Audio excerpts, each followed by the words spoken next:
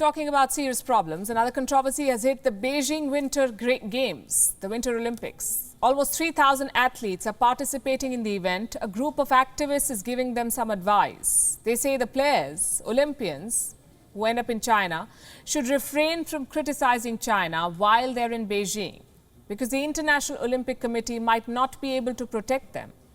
Our next report tells you how the IOC is compromising on human rights of the Olympians.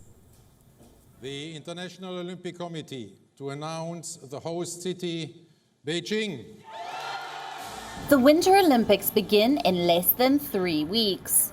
Close to 3,000 athletes will participate in the Games. Human rights activists have some advice for them. When you are in Beijing, stay silent on human rights. Rights groups and player advocacy groups are concerned. They fear Beijing's wrath if an athlete chooses to raise China's human rights violations. Activists say Olympians won't have any protections once they land in China. The reason is the International Olympic Committee, or the IOC. One of the reasons we came out with a statement last week or earlier this week advising athletes not to speak up, which is absolutely ridiculous that we're telling athletes to be quiet and to leave and to get home. And the reason being is Rule 50. Rob Kula is referring to Rule 50 of the Olympic Charter. It bans all kinds of protests during the event, whether it's at any venue, on the podium, or anywhere else. No athlete can hold any kind of protest during the event. The language is perfect to justify a crackdown by Chinese authorities. And that's what rights groups like Human Rights Watch fear. They don't know if Beijing will go after any athlete for speaking out. But considering recent events, they think Olympians shouldn't take any chances. Well, we don't know yet. However, look at the Peng Shuai case. She made one post on the Chinese social media alleging sexual assault against a retired high-level Chinese official. Look at what happened. She has been, her voice has been entirely wiped off the Chinese internet. Anybody who discusses her cases are, removed from the internet. The Peng Shuai case only exposed how weak the IOC is on human rights. The tennis star was silenced after she spoke out about sexual assault.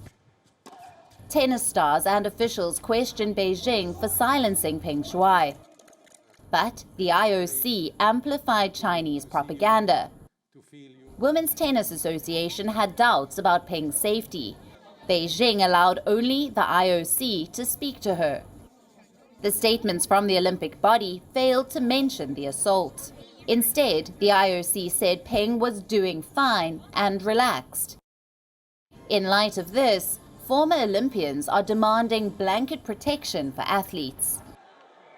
Athletes don't only enjoy human rights when they're not competing. Athletes don't only enjoy human rights when they're not on the podium. They enjoy human rights at all times. And so, yes, athletes should be protected when they're not on the podium and not on the field of play, but they should be protected when they're in those places as well. The IOC's record does not inspire confidence. In 2020, Iran executed champion wrestler Navid Afkari. He was accused of murdering a security guard, but Afkari said he had been tortured into making a confession. All the IOC could do was to express shock at the execution. The Olympic body received similar criticism over Belarus too.